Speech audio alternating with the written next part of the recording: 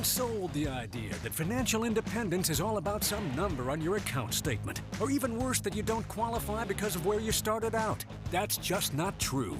It's not about some well-kept secret of the wealthy. It's about finding the right information and knowing how to apply it. On the Get Ready for the Future show, we're answering your questions so you can start making real financial change today. The journey to true financial independence begins right here, and it starts with you. Helping people discover, protect, and share true financial independence, and coming to you from the 6th floor of 3 Financial Center in West Little Rock, Arkansas. Welcome to the Get Ready for the Future show. I'm your host, Scott Inman. John Shrewsbury, one of the founders of Gen Wealth Financial Advisors, with us again today, answering your financial questions, and we're going to get to that in just a minute. But John, we would be remiss if we did not bring up that as we live stream and record, it is 9/11. 2024, and when you say the 2024 part of that, it really sticks out to me. I cannot believe it's been 23 years since the 9/11 terrorist attacks and the dropping of the World Trade Center through those planes, and I just want to take a minute to commemorate that, to remember it. I think we're now beginning to call this day Patriot Day, and it's very appropriately called that. We'll always remember where we were, but now as we look back 23 years ago, the resiliency, as I think of this a country, is what comes to my mind, is that we have refused to let what happened that day define our future. And I think that is the essence of a patriot. You just keep right on going and continuing to push the American lifestyle, the American dream, all the things that came under attack that day, in addition to the physical attack that we had. It really was an attack on our way of life. Yep. And I think that that's the best thing that has come from an incredibly tragic situation that's just etched in our minds still 23 years later, that we are a great country and that we have overcome the oppression that was tried to be cast upon us in that situation. And so it is definitely worth remembering today, and I love that it's called Patriots Day. Yeah, and I'll say this too, just to not dwell on it too long, but we obviously came together as a country in the months following 9/11. I would like to see that commonality come back into popular culture for sure. We are still a very divided nation, but we are still progressing, and we're making it, and we have the ability to make our own choices, the freedom of this country. And I think that's really an underpinning to what we do here when we talk about financial independence. You know, it's really about having the freedom to do what you want to do and having created an income stream for you and everyone else in your household that will continue for the rest of your life, so that you can choose to work, you can not choose to work, you decide how you spend your time. We're replacing that little by little. The financial independence moniker is coming into clearer view instead of using the word retirement. You know, that's the word I think everybody uses, John, and it's fine. Some people really do want to retire. They want to get away from that job as fast as they can, but financial independence opens up that umbrella to a little bit larger context. You know, Scott, the root word of retirement really means to go away. And I don't know that anybody wants to go away. Maybe they want to go away from their job, but they want to go away from life. And that's what we think about in terms of true financial independence, where you can go away from the job, but you can live a life that happens to be rich long after the work is done. And so I think that is the essence of true financial independence. And there's a lot of things you can do to progress toward that, but at the end of the day, that's what we exist for, is to help our clients discover, protect, and share that true financial independence. So let's dive in and get into the questions today. First up, it's Martha from via email, and she writes, in a couple of months, I will be receiving a substantial 5-figure tax-free lump sum. Do I put it in a high-yield savings account and max out my 401k, dollar cost average into the NASDAQ/S&P, do both? I also have zero debt other than a mortgage. Martha, thanks for the question. I think we've got to clarify a few of these places when you talk about where to put that 5-figure tax-free lump sum, John. You know, and she says, do I put it in a high-yield savings and max out my 401k? Just to be clear, you can't put that tax-free lump savings all at once into your 401k, but I understand the concept here is she may be thinking, I'm not for sure here, again, we have to have a conversation with Martha, but if she puts that 5-figure lump sum into a high-yield savings account, she can potentially put more into her 401k on the other side because she is a little bit more bulletproof maybe by having that fund. I think it's important to kind of step back and look at more of a prioritization. What is your goal and what are you doing now? We don't know how close you are to maxing out your 401k now. We don't know where you are on your track for financial independence, but there is kind of a stair step or really a prioritization that we would say you do want to have an emergency fund. That's first and foremost. So if you don't have one, this tax-free lump sum may need to be at least partially put into a high-yield savings account so that you have an emergency fund. It's really not all that important that it's a high-yield savings account. If you can get that interest, that's great, but you want to make sure that you're not putting risk to the amount of money you're calling your emergency fund because you don't know when you might need it, so you don't want the value to potentially go down when you do. If you have an emergency fund, and we would describe that as 3 to 6 months of living expenses as a good rule of thumb, but for many people it's just a flat number. Might need to be $20,000, $25,000. You get much higher than that, and it's really too much in cash. Then you look to the employer plan. Are you at least contributing to your 401k enough to get the full employer match if there is one? So check that box. And then if you're doing that, then we need to look at some potential tax-free income in your future retirement or financial independence. And that could come in a Roth IRA. It could come in a Roth 401k if you have that option. But building up that tax-free income is a great rule of thumb too. If you're doing all of that already, John, we have to look at where can we create the biggest catalyst toward her financial independence. Absolutely. And I think it really all starts, Scott, with the mindset that you have in this situation. I think that clearly you have got to be focused on your goal. You've got to be intentional about what it is that you're wanting to do. And then you don't waver off of that intentionality. You don't get swayed by, oh, well, this shiny object over here, or I've heard about this thing over here. That's the concern that I have when I hear, kind of her asking these options. Do I do this or do I do that? It sounds like that those are things that she's kind of heard about, but I don't hear the intentionality behind it. What is it that you're trying to accomplish? If you're trying to just be sure that you are on good, firm financial footing, where Scott started on the emergency fund, makes a lot of sense. If those things are all covered, then your intentions can turn toward, okay, how can I make that big impact? And I think that there are a lot of things that you can do. I think you could pay off your mortgage if you're close, that you could take that lump sum and pay off your mortgage.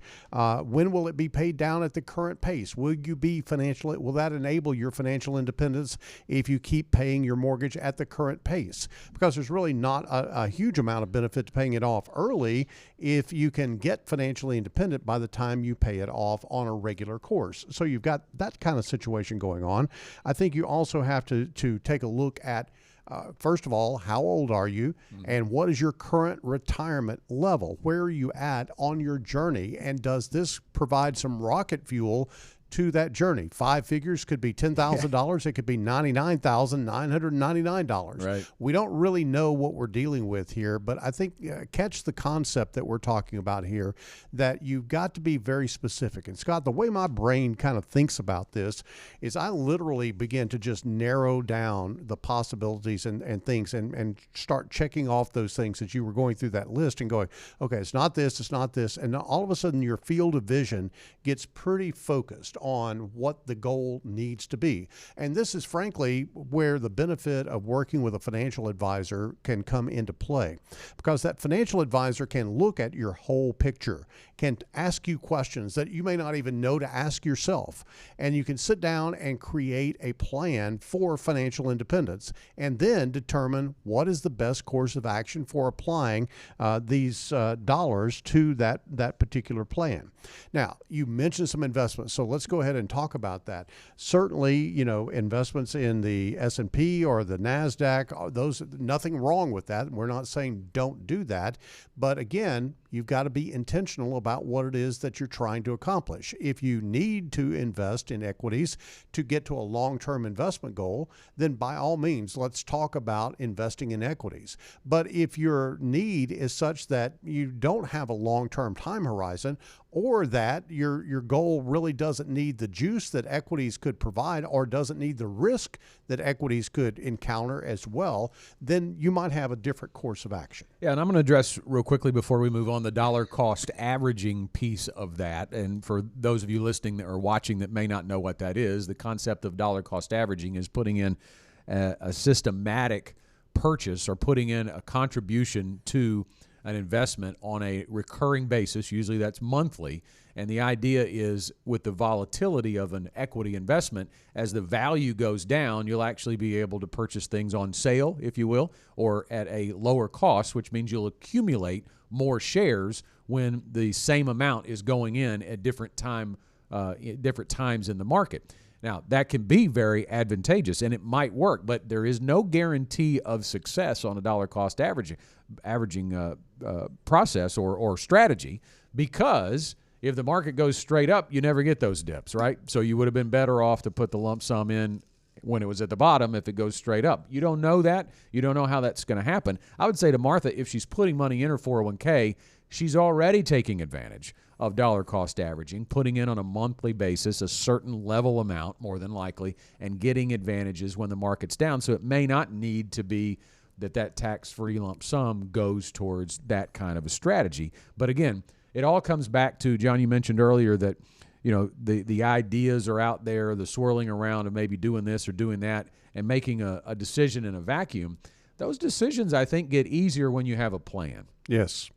So I think for Martha, to wrap this question up, that would be the thing that you'd need to do, is to sit down with a financial advisor and create a plan to find out where you are on your track to financial independence and where that lump sum may be needed most, whether it's paying off or down the mortgage, or whether it's putting into, as John mentioned, equity type investments, or setting something up early in retirement to take a lower risk investment and use as income. We don't even know how old Martha is. And that's a big piece to this as well. Scott, I would be remiss if I didn't say that whole dollar cost averaging thing, as the whole time you were talking about that, I was thinking, longtime listeners of the Get Ready for the Future show will know that as the cow story. That's right. And somewhere probably in the dark recesses of the internet, there's probably a video of me and Janet talking about the cow story and using a cow analogy of accumulating cows in a field about dollar cost averaging. Certainly that is a great way to add to your wealth and build toward financial independence. And if this lump sum allows you to do a program like that, then that's something that we've endorsed for now 19 years here at Gen Wealth. I want to take a minute, too, to remind you about a workshop that we have coming up very soon. It's called Protecting Your Family Through Estate Planning. It's on September 17th at 6:30 at the Chenal Event Venue in West Little Rock.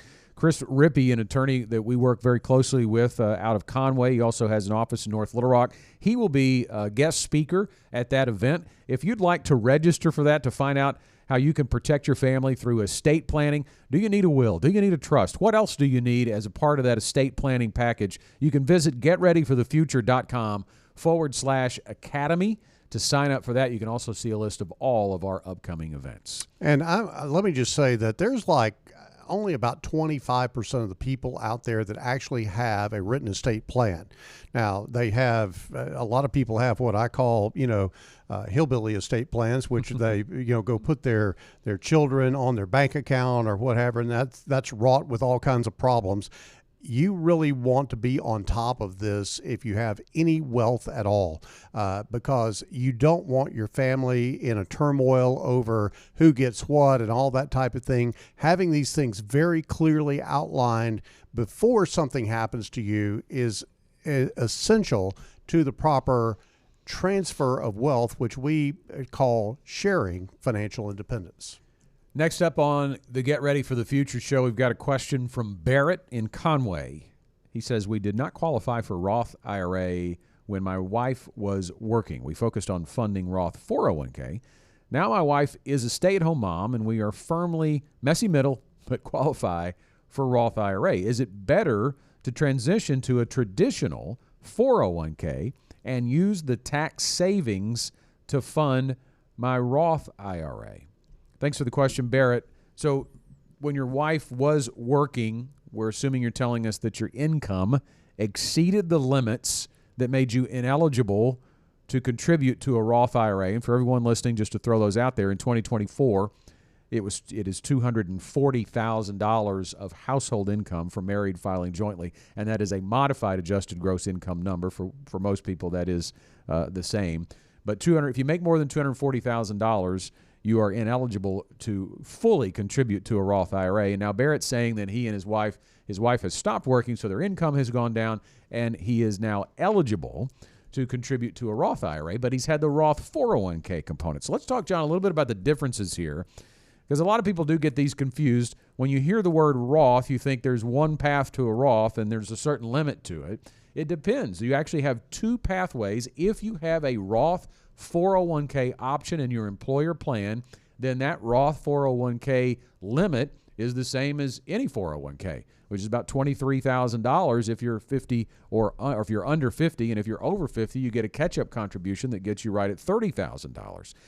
You can still contribute to a Roth IRA as well as a Roth 401k. So you can get into the Roth IRA per person in the household, $7,000 if you're under 50 and $8,000 if you're 50 or over. So there's still a great opportunity to max out both potentially. But the question Barrett has here, John, is about switching from his Roth 401k to a traditional 401k. In other words, putting the money in pre-tax, because now he has the Roth IRA option on the sidelines, and he's talking about saving money on taxes to fund the Roth IRA. So let's get into that. Yeah, and I look at this very simply, Scott. I go back to an analogy sort of like the cow story that was taught to me many years ago when Roth IRAs first came out.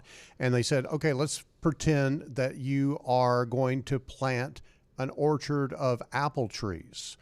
And you have the choice of paying tax on the seed that you buy to put those trees in the ground and to grow those trees. If you pay tax on this, then you don't pay tax on all of the apples. Or had you rather not pay tax on the seed, but then pay tax on all the apples that the orchard produces? Well, clearly in that situation, you want to pay the tax on the seed as opposed to the apples, because those apples are just going to keep growing and coming off the trees year after year after year. Much is the same thing with a Roth IRA. Think about this. If you're going to have $1 million at retirement, had you rather have paid tax on the contributions that you made to that $1 million, or had you rather pay tax on the $1 million that you are going to have at the end, or have it tax-free? Clearly, that $1 million tax-free is much more attractive than paying tax on the small amount of money that you would pay on the front end of that. So I look at this very, very simply, Scott, because I think that there's just too much attraction these days. There's too many benefits from a tax-free standpoint, and then sideline benefits from having Roth money in retirement. We know that helps in a lot of different ways. Yeah, it absolutely does, because when you are no longer working, that is pretty much your only place to get tax-free income. And because it doesn't count as taxable income, it can keep you under thresholds potentially for your Medicare premium, that it could actually be increased because your Medicare premium is attached to your income and can be higher for higher income people. So if you can keep your income down by making withdrawals from a Roth IRA or a Roth 401k, then you're keeping your overall income down. But the reason I like it the most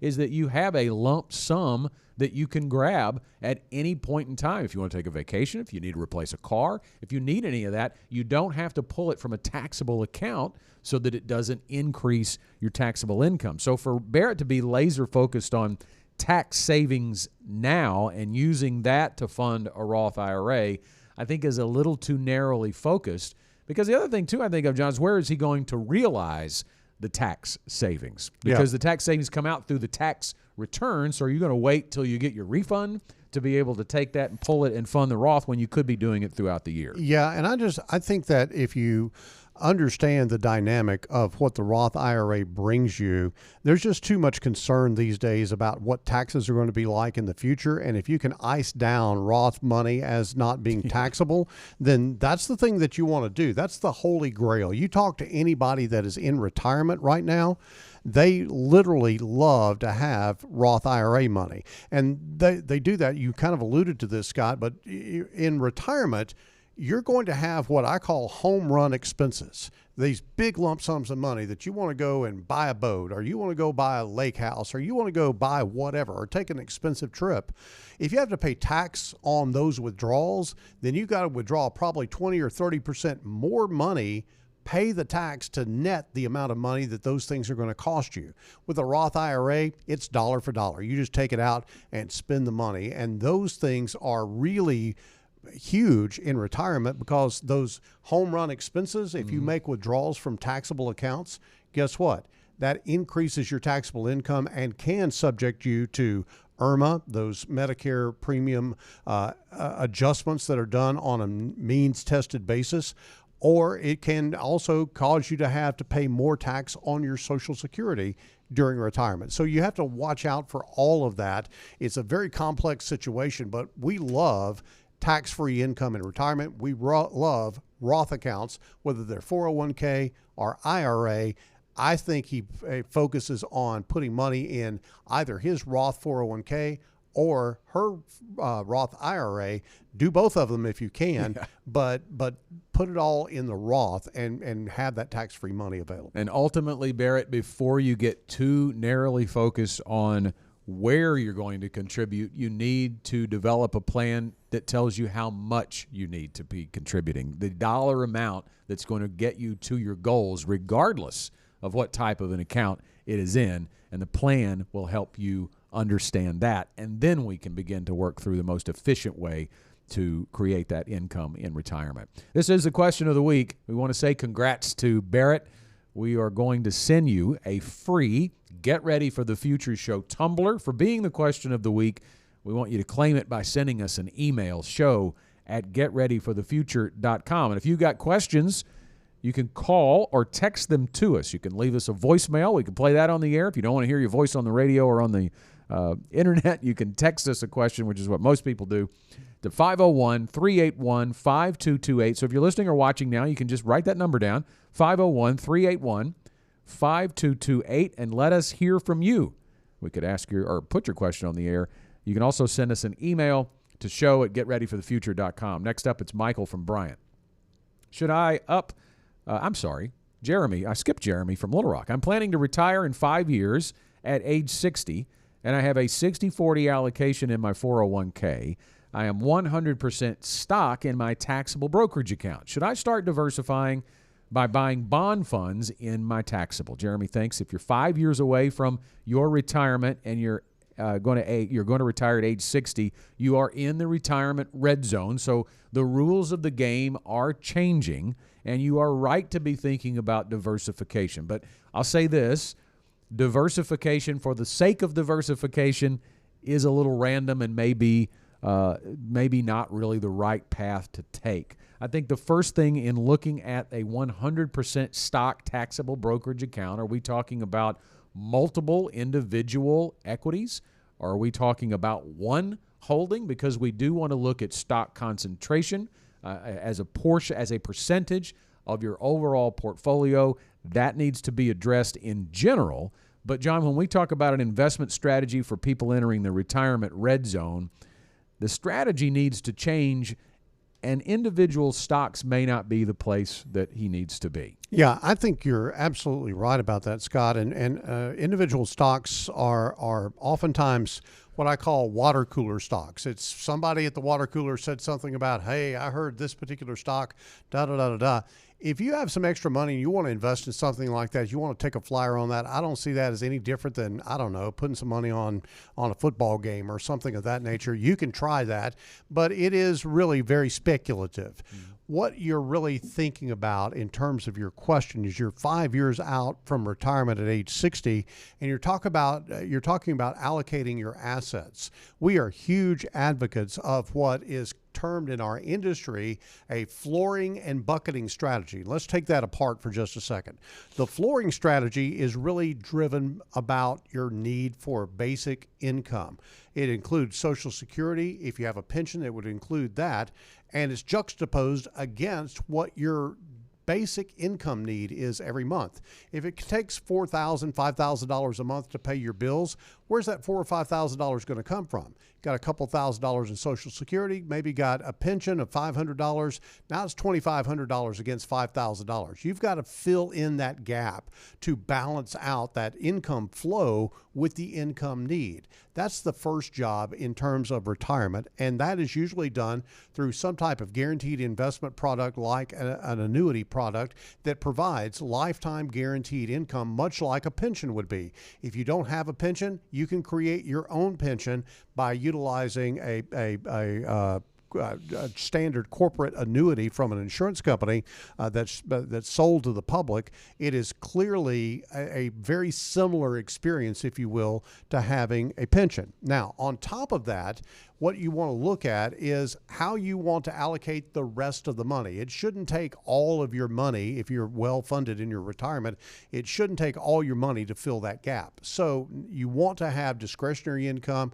You want to have some money to be able to make inflation adjustments to your income over time. And that's where the bucketing strategy comes in, Scott. And that's really where you begin to divide up into essentially three different tranches or three different buckets of money that would be allocated across that timeline that you're going to spend after you retire. This is where my comment comes into play that diversification for diversification's sake is too random. That's right. It's great that you have a 60-40 allocation, but it matters more how you're going to withdraw from that and when you're going to withdraw from that. And that's why the income should be the focus. The withdrawal strategy should be the focus. And that develops into where your investments are from an asset allocation perspective, i.e. the bucketing strategy. So, Jeremy, I would suggest that you need a retirement income plan very specific to your needs and wants in your years of financial independence.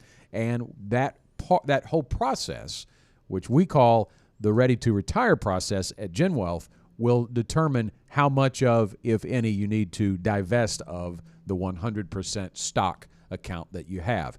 If you'd like to, Jeremy, or if anybody listening would like to walk through the Gen Wealth Ready to Retire process, it's easy to take the first step.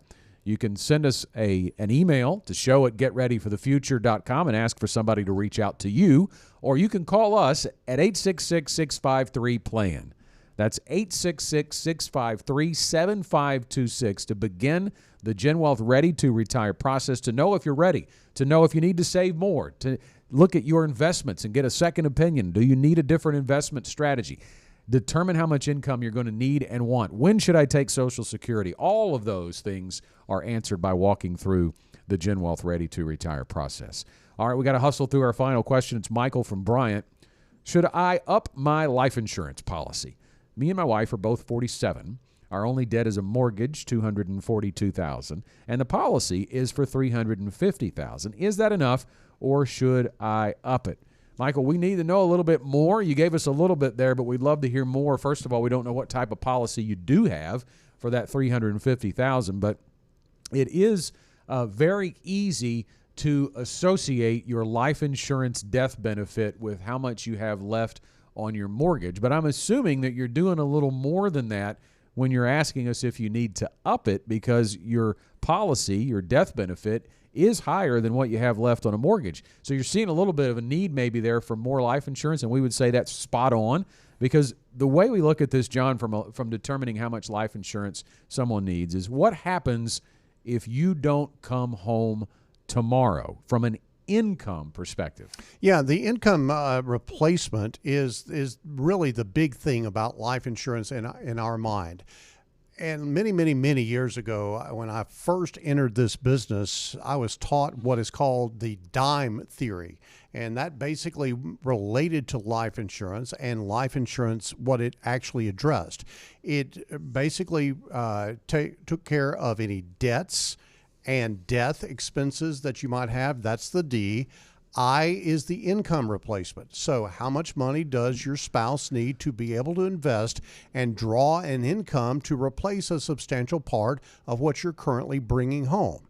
M is mortgage, which obviously in this particular case, Michael has addressed this from a mortgage standpoint. My bet is he probably took that life insurance policy out when his mortgage was about $350,000. He's paid it down. And so now he's asking, do I need to up it? And probably so, because of the debt and death, and then the mortgage, and then the income issues. I think that's exactly right. And then E is for any other expenses that the family might need to get taken care of when you're gone, that you were anticipating using your income for to take care of those expenses. It might be education. It might be some other expense, but those are all the kind of basic rudimentary things that life insurance is designed to take care of. Now, you may go through that and go, oh my gosh, I would need $1 million worth of life insurance if that were the case. And that's probably true. Yeah. That's why we oftentimes recommend term insurance to people, because you can buy a whole lot of it for a very little amount of money. Yeah, and I think that, Michael, it's important to point out, too, you are not going to have that life insurance need for the rest of your life, more than likely. You're at 47, and walking through a financial plan or creating a financial plan with an advisor will help you identify your goal age for retirement or financial independence. And if you've reached that, you would be what we call self-insured at that point. So a term policy fits there as well. Not only are you going to be able to get a larger death benefit for less premium than you would in other type of life insurance policies, but you don't really need it for the rest of your life. So I think that highlights for me, John, a big advantage of working with an advisor to address life insurance needs, and not just walking into an insurance office and asking someone how much life insurance they need without going through the full picture and drawing it out. Yeah, very clearly. And I think, Scott, in this day and time, there is almost a phobia about talking about life insurance. Number one, people don't like to talk about dying. I get that.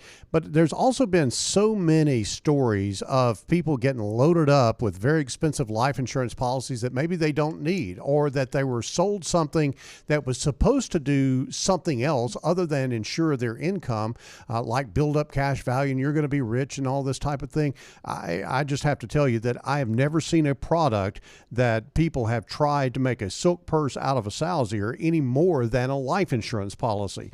A life insurance policy is just a tool that does those things: the debt and death, the income, the mortgage, the education expenses. Those are things that life insurance is designed to step in and be in the gap if you physically can't be there to provide those things for your family. Other than that, there's very limited need for life insurance. There are some cases in estate planning and maybe a special needs child or something of that nature. But as a general rule, term insurance takes care of a lot of those things until you build your financial independence to get there. But what I was trying to say is that people have gotten this phobia about life insurance, and it's to their own demise if they do that, from their own financial demise, because they can literally leave their family destitute if they are the sole breadwinner in providing income to the family, which there's a lot of people in that position these days. You have to ask yourself, how would things be from a financial standpoint if I didn't come home tomorrow? Yeah, you're planning for your financial independence, but if you are not there to have it, planning for secure financial independence for your family is the role of life insurance. You heard that bell in the background, and it's time for our final thoughts on the Get Ready for the Future show. What do you have, John? Scott, when you were going through the Ready to Retire process a moment ago, I remembered a drive that I was on, and I don't even remember where I was, but it was really foggy. And I was driving down the road, and I was having to go real slow because I couldn't see ahead of me and all this type of thing. And then slowly that fog began to clear. And then as it progressed through the clearing, it became bright and sunny, and I could see everything ahead of me.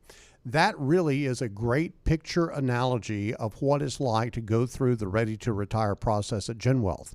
Retirement may be like you're just in a fog. It could be that you don't know where to go, what to do, how to deal with it. There's a lot of confusion. But as you begin to walk through that process, you're going to get more and more and more clarity about what it is that you not only need to do, but want to do as far as your retirement is concerned.